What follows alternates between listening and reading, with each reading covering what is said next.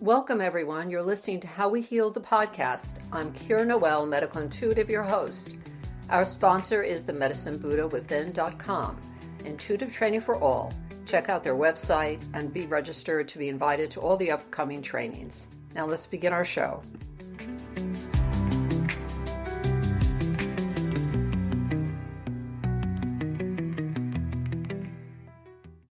Welcome to How We Heal with Kir Noel. Today, DJ Dave Leonard. He is an icon for me in the Woodstock upstate New York that we both occupy most of the year.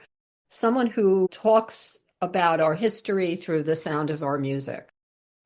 Dave has had a fabulous career, founder of JTD Productions, which is not only a premier entertainment company that helps people make magic whenever they have an event, but also contributes so profoundly in a great measure to the needs of others. He does a charitable part of that work. And he's our very beloved Radio Unleashed. Wow. And that he agreed to do this. Lucky me. He's got a story. I'm looking forward to hearing it. Like all of us, there's probably a couple of boulders on the path.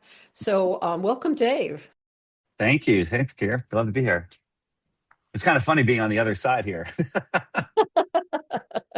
Yeah, I'm a little unnerved because you know how to do this. I'm learning how to do this. I mean, I've been on the radio, I guess, since 1989, and a lot of it was music, and then interviews throughout.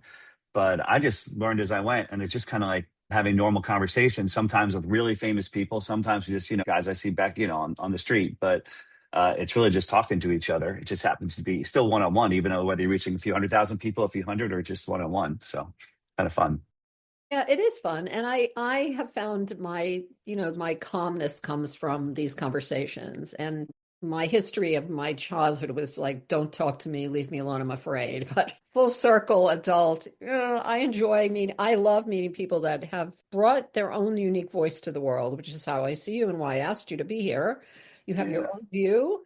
It's Dave's. I don't think you can be nothing will change that. And I also think no one can be like you. So I'm really very glad you're here today. Wow. And if you're open to it, I'd love for the audience to hear about how, what drew you to this energetic flow you create with sound and the magic of other people creating music, as well as your own ability to hear something and bring it forward for all of us to hear. So tell us more about Dave. So I have that. I go backwards. Even I think of not only with music, but just with people in general and different people. But I grew up in Long Island, and my parents were divorced. In 71. So it was like when I was really young. It was Johnny Klein and me were the only people that had divorced parents. And, so it felt a little different, but it gave me a huge sense of independence. And I had a lot of freedom. Mom worked 2 jobs. My dad was in the city, and it was just tons of freedom. I guess that kind of sets my personality, if you will, was able to just take on and lead and try stuff. And I think my sister went a different way. She kind of went more inward, and I just went outward. And with people in my house was a place to hang out, and guys would play music at the house, and we just do stuff. And I think over time that kind of set my personality. I ended up going to school in Ohio. It was I went to public school in Port Washington, but then I went to school in Ohio, and I didn't really fit in initially. And then there was this J term where I remember I was playing. It's going backwards. I remember I was taking piano lessons for 1 or 2 weeks. Then my parents told me they're getting divorced, and so I stopped taking piano lessons. So I never learned an instrument. And then freshman year at college, they offered this J term course where I could be on the radio and be a DJ. I said, I'll try that. I get credit. And so I ended up playing everyone else's music from that point on. Never my own instrument. But I learned being in Ohio I learned all different kinds of music. I got open to everything. I never liked the Grateful Dead before. I liked the Grateful Dead. I got to Fela Kuti. I got Pink Floyd. It was just, and of course, all new music. Like, I was just so open. So I think my musical openness and being able to share it with others started in college.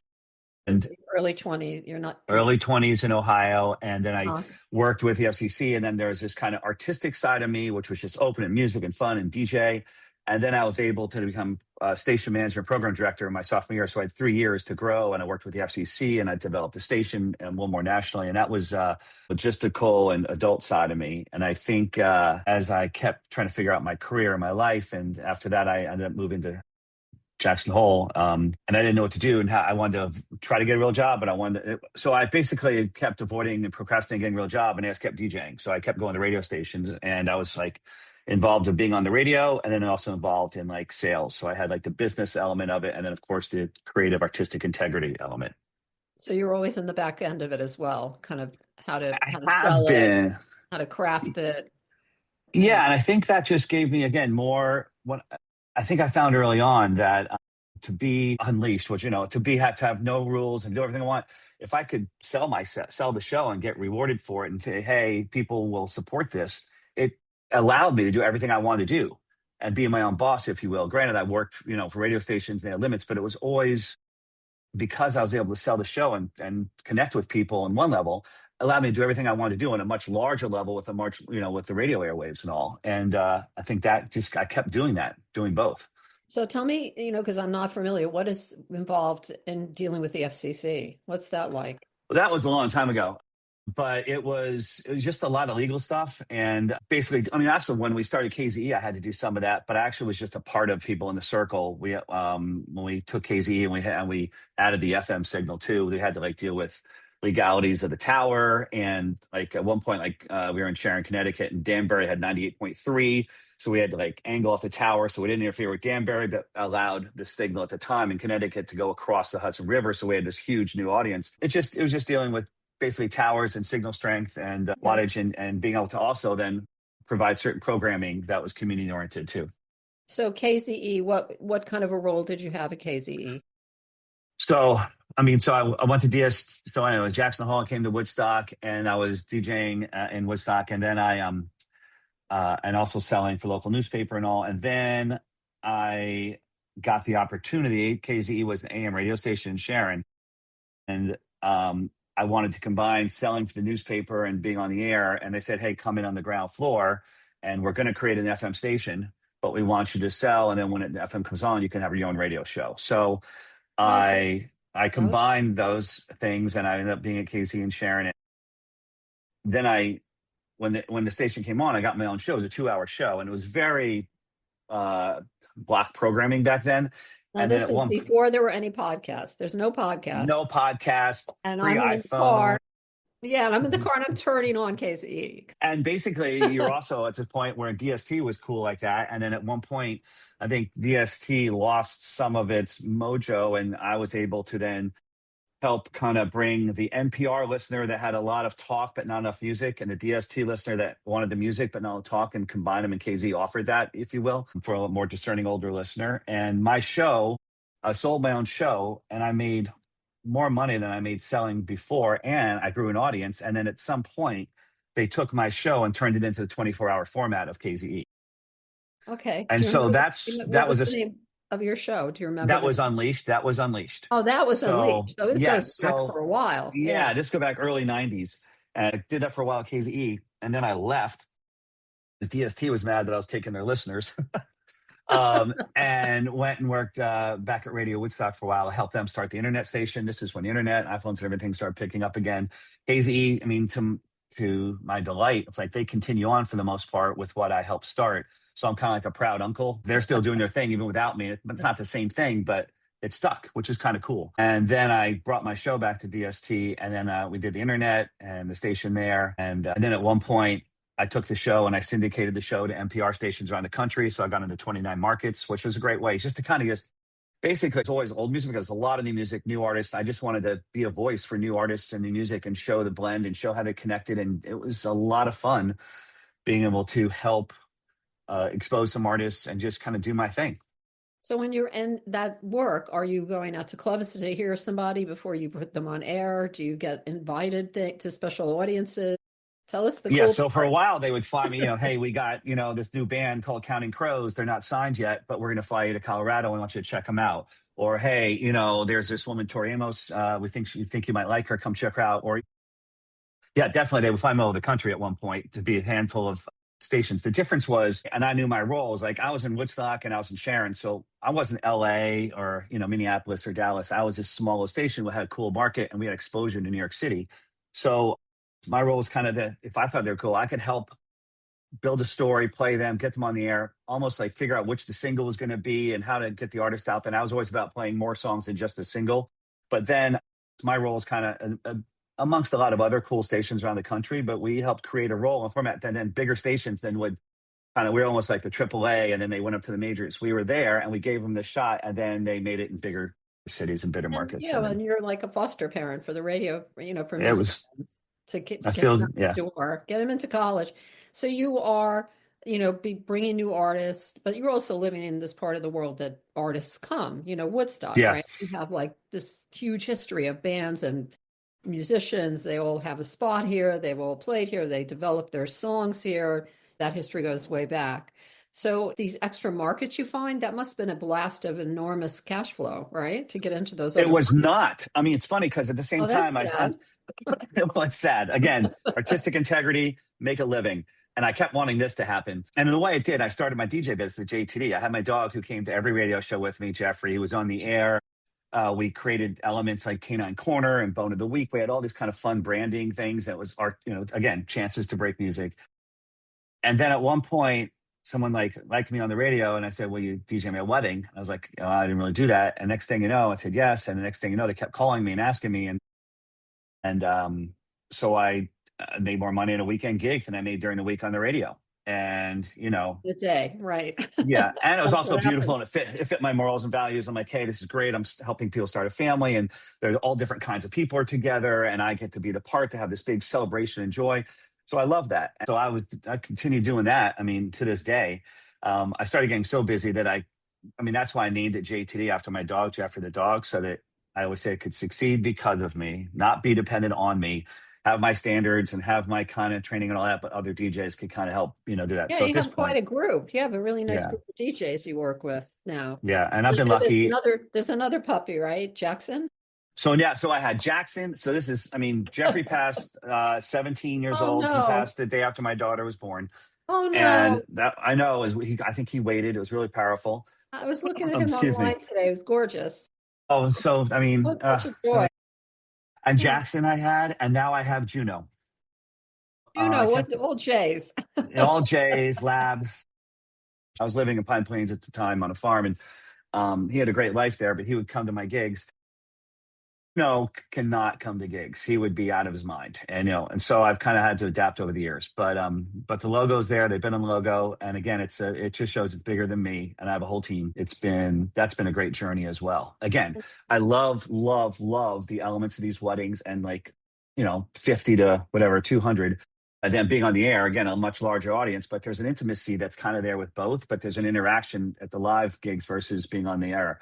Both Yeah. have their promises. And then when I ended up doing the syndication, it was a little different because again, the dynamic shifts. And I try to always look at the positives, but I wasn't live. I was recording in a studio and then had played out later that week, like what podcasts are now. And it's just a different dynamic. But I was able to reach more people, mostly NPR stations, cool little markets similar to DST or KZ, 2 hours outside of LA, 2 hours outside of Minneapolis, 2 hours outside of Boston. It was kind of like never big metro markets. It wasn't like a financially successful thing, but it was fun and potentially could have been. And then COVID hit. And that was make or break for me with this syndication. I thought this would be a great time because people can't go into their stations and do stuff.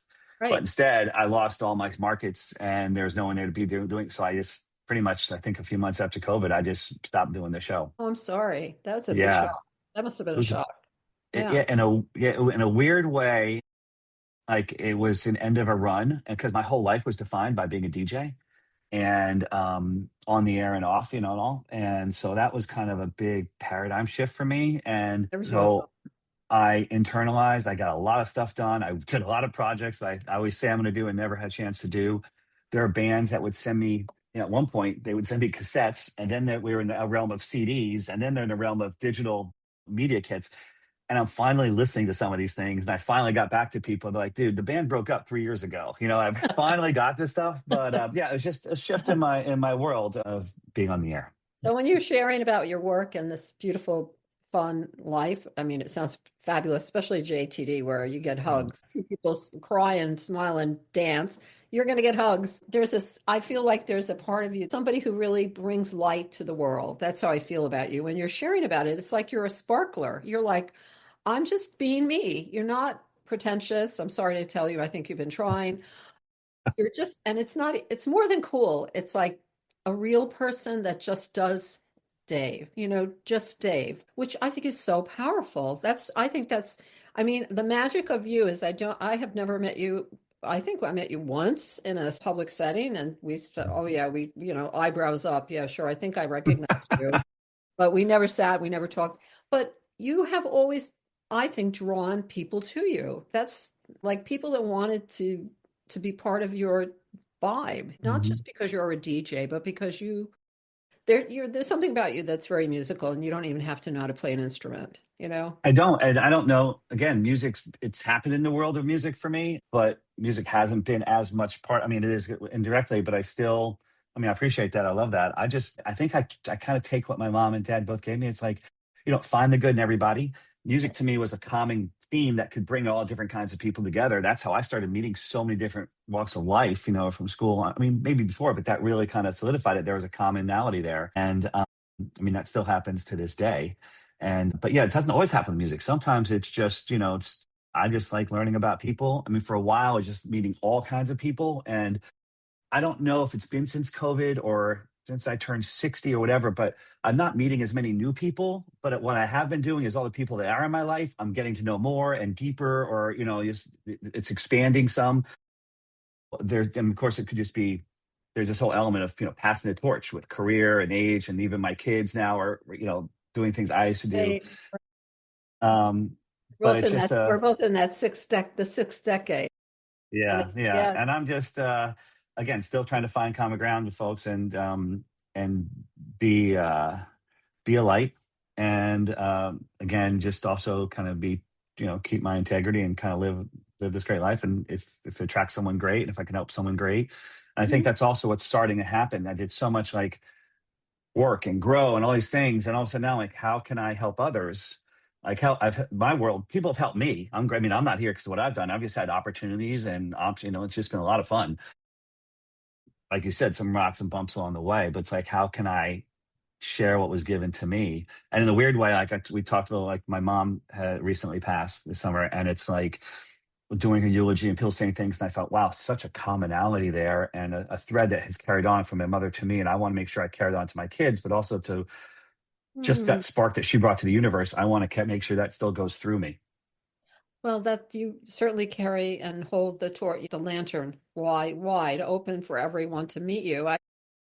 I feel genuinely moved by you. I don't think it was easy for you to start this life of yours, and myself is also had that history, but your family wasn't the cause of it. I think we self-inflicted. But when you're in the groove and you're on your path, and what I also hear in you, which I so identify with and relate to, is that you're ready. This is the time in life to give back. This is the time you say, "Hey, I'm going to help somebody else get what they need in life," that's a beautiful thing. And there's elements to that to me where it's like I go this scenario where I'm out there a lot. I was in the public eye. I was just doing a lot of events, and there are a lot of highs. And what's also happening for me recently is I think I'm either getting a little more grounded, or at the same time moving a little more inwards and like just getting nostalgic, going through things as I went through my mom's estate and all her memorabilia and stuff. And just really has brought up so much for me. So I'm like, oh my gosh, I need to go through my own stuff so I don't do this to my kids. I've been reliving so many aspects of my life. And I'm like, oh, I'm reaching out to people, I'm reaching out to organizations, I'm checking with radio stations. All these, it's really been great reconnecting in some ways. So I'm taking some ways, I'm going inwards and just rebuilding that base and other things. I'm like, hey, how can I take this and share and give? Because I've already had that in my life. So Yeah, it's fantastic. Well, we got together today, and this is the weekend that you're doing something very personal for your mom, yeah. and that you're here talking to me, that kind of blows me away. So you found your way on your feet. When were there the rocks? Did you have big rocks in your life? If you want to share Yes. about it a little, Yeah, no, I mean, or and help in some ways, somebody. I felt like a little unique and I didn't fit in. And then all of a sudden the radio gave me that. And then I was able to do gigs, and I loved doing all my parties and gigs. And I I would say I got pretty caught up in the fun, like parties, weddings, you're in the clubs, and two things would happen. I had a lot of fun at a lot of those events, and sometimes too much fun. And then at one point, I think early on too, when I had my first daughter, I found myself really burning the candle at both ends. I was out all night and then up in the morning, and then I was just trying to find my way. And I Mm. think I let the good life get a hold of me, and ended up, well, I got sober back in 2007. I think all the craziness, the partying and the fun, like I was always had to be one step ahead of the curve. I'm always playing music. I'm turning people on new music. I'm at a wedding. I am leading you, out of dinner to the dancing. I'm leading you to the after party. I am always a step ahead. And I think being a young dad and also just me, it took a lot to do that. And at one point, it caught up with me. That Mm. was hard being a DJ. Like, how could I be a DJ and sober? That was kind of weird. I bet. So yeah, and I think that was also just tough time to reevaluate what I was doing in my life and what I was doing in my world. Because on the outside, things were looking great. I'm this DJ and life is good and everything else. On the inside, I was crumbling. So I had to really develop a spiritual foundation for me personally, just to be able to because so much of my life was, oh, I'm going to do this for my kids. I realized in sobriety, it's like, you know what, I have to do this for me so I can be there for my kids, so I can be there for others. And that was a Yeah. huge shift as well. And yeah, and then just figure out how can I build myself up to be able to go back to the Dave that we all knew and love. And at the same time, how can I do this with a career that's not so conducive to being sober? And so I had to work on a Yeah, lot of that's a elements lot. there. It comes down to a spiritual fitness. And if I'm in a good place and spiritually fit, I feel like I can be anywhere. And, I think that I've been working on that for years. No, it sounds like you found it. You Found it found for it. today. Well, for today, I look on photos of you and they're all smart. You're very much beaming. You're not like, oh, I'm miserable. I can't. No, I'm so glad. Yeah. So what happened is a year after I got sober, a buddy of mine was helping me do cut some promotion and production stuff in the radio. I had this cute little Triumph TR6, and he's like, "Let's go for a ride." Anyway, we got into a car accident, and my face was bashed in. I thought I was going to die. I didn't know. I got helicoptered down to Westchester Medical, and that was so. Here I'm fine. I finally found like there's this thing we call like a pink cloud in sobriety where you go through your hardships, but then hey, things are really great, and then all of a sudden life comes at you again. But I was like, hey, I'm in a good place, and then this accident happened. Life and death became a reality. And then, oh my God, I'm lucky I'm alive. So I had to deal with that hardship. But I think my thing that I'd gone through with getting sober helped me in my spirituality. Plus, I had so many people helping me in my business. My dad came up to help. People help run the DJ gigs, and friends came in, and I just was able to slowly get back into being, a functioning member of society. And I think that gratitude from sobriety and then the accident is like that. That's you know, that's just a part of my soul. And at Mm. times, I like to say it was all the time, but I think at times I took it for granted. I take a lot of things for granted now. I just don't take things for granted. Yeah, that's a good memory to have. Mine is from 1985 when I didn't have a bike accident, but I, kind of almost was done. So my life transformed totally 100% to something I think people incredible. have these, and there's some people can go the other way. There's these things can really be a catalyst, whether it's an accident, this is a catalyst. What do I do with my life now? It changed me. And do you have like sober compadres in your business that, they're cool, they're not excessive people, and do you have people that you feel some support in your work? Yeah. Oh, yeah. I have other DJs Yeah. who are sober. I'm not anonymous about my sobriety. I think being in the entertainment industry and the work that I do and everything else, one of my concerns was like, wait a second, I want to have a lot of fun. I used to always associate drinking with fun. I don't know. And it's like, well, I'm not going to be Right. able to do this. So I'm like, That's right. I feel like I can still have a lot of fun and had to Yeah. work to Oh get there. yeah. And I like to share with others. And I think people have come up to me, and whether acquaintances just in the world or some of my best closest inner circle are sober. I wouldn't say that. I think it just sort of happened that way. It wasn't like picking and choosing. It's been, Right. like And it plan just it. seems, hey, we're on the same path. It's like, hey, we have the same values or whatever. Mm. I think that happens with relationships and friendships, and so that's definitely the case for me. You got your tribe. You got your tribe. Totally. And I got inner tribe and outer tribe, but there seems to be that. And some things I found too is some people have that without being sober. They just have this thing and it's like, hey, connect with you. It's like, just, Right. People who can connect, yeah, easily. Well, yeah, you may have had it when you were a kid too, that you could yeah. find people and hang out and party, and you were fun. Always. I think there's always been fun in Dave's life. At least the smile, the energy from you is that there's the sparkler. So, Dave, if I am a young DJ, who can help me? Well, it's so interesting how much things have changed with AI and digital and Spotify. I mean, in the old days, radio was the thing, and I mean, everything worked. And then all of a sudden, I'm competing with these, Spotify, Pandora, and all that. At one point, bands were out all the way doing the live gigs, and then DJs came in and made it a little easier. And then it's like, oh, Spotify, we're going to do it ourselves. And so there's uh, there's the art of DJing, which I think is still really, I mean, I love it, but it might be harder or it's being competed with the new world. But I would say you look for opportunities with either people running smaller, more community minded radio stations or DJs who are in clubs or weddings, just connect with others who are doing it. Problem is there are so many other people, hey, I'm going to do it myself. Think of studios with bands, just come up to Woodstock and record and all that. And now people are doing it on Pro Tools in their Yeah. apartment in New York City or Yeah. something. So, but again, with change comes opportunity.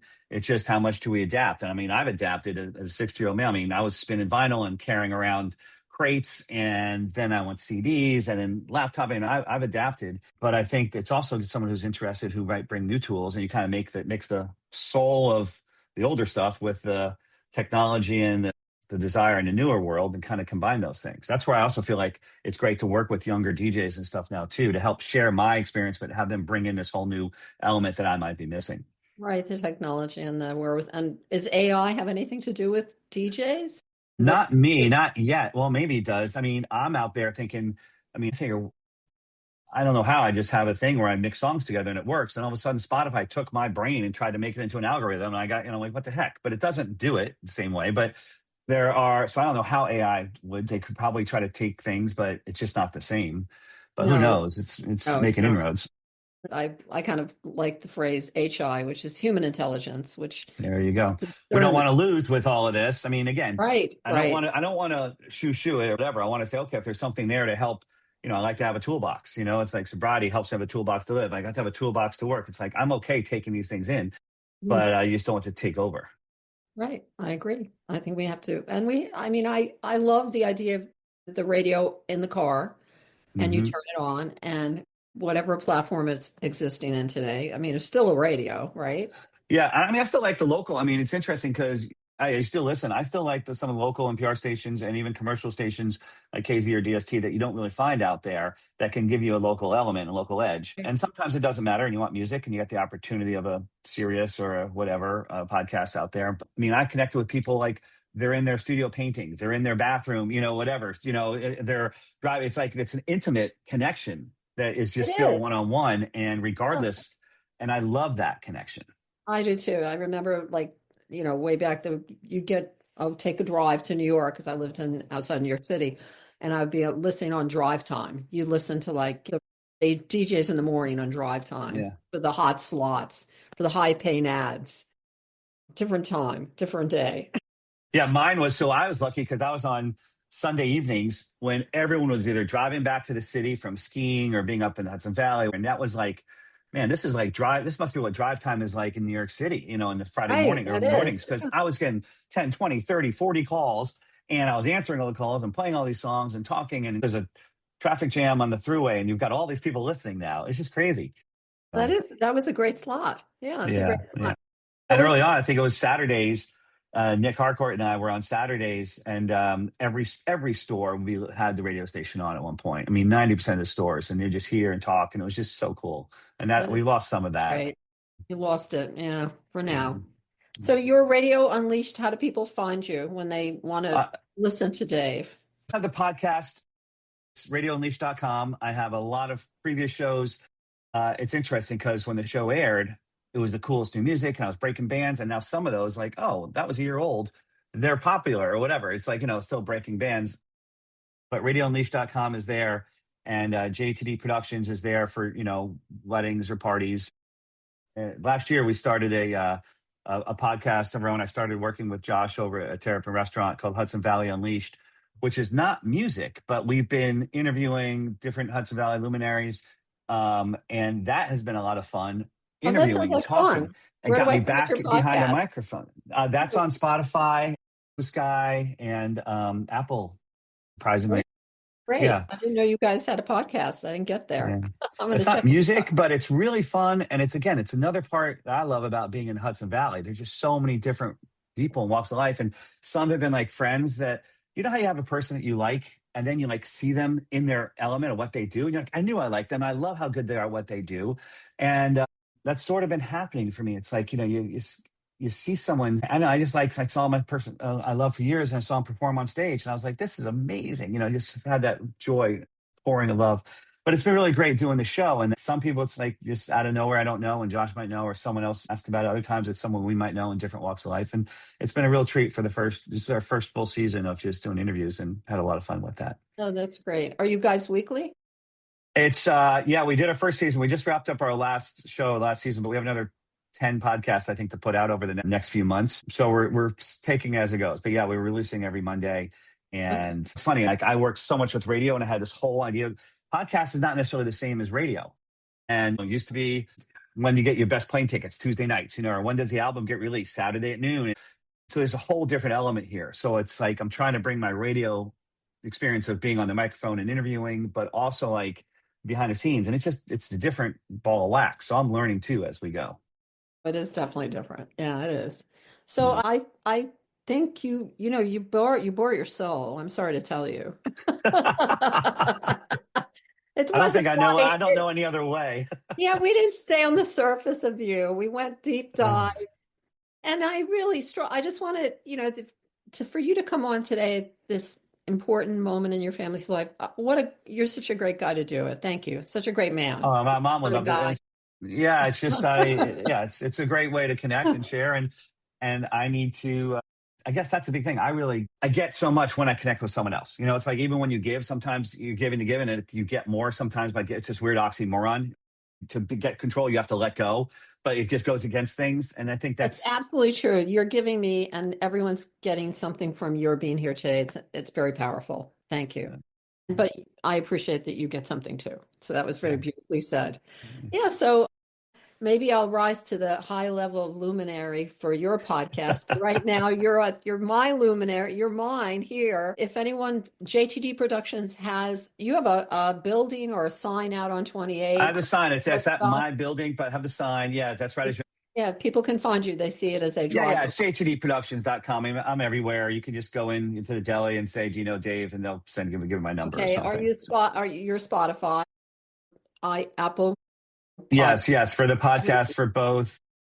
And they're on the website, and it's some weeks I'm getting like hundreds of downloads, some weeks I'm getting not, it just it just still changes, but it's still in my soul. I still put together segues all the time.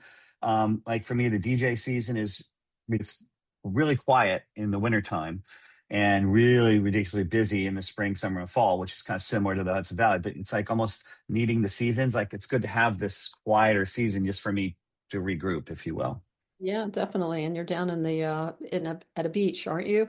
Yes. We're just going to spread ashes on the beach tomorrow or Saturday. So I'm going to say I'm going to the Buddhist monastery every week. I practice. That's one of my practices. So I'm going to light a candle for your mom, if it's okay. Thank you so much. Oh yeah, no, she was great. And she did a lot with interfaith and different practices and her Buddhist faith. I mean, I'm reading articles and stuff that she wrote in college and what she's doing lately. I mean, I knew my mom, but all of a sudden I'm catching a whole nother deeper connection with her with some of the stuff that she left that I'm doing. So I love that. Thank you. Powerful.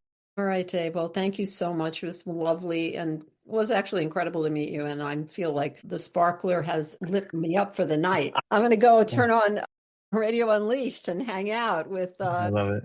with the puppies. Just hang Bye, out. Chase. I'm going to hang awesome. out. All right. Thank you so much for having me. Have a peaceful time in your journey. All right. Take care. Bye. Thank you. Thank you. We want to thank the following people. Jennifer Maidman for original music. Listen to her on iTunes and Spotify. True English of Upstate podcast studio for sound and recording engineering, and all our executive producers. See you next time.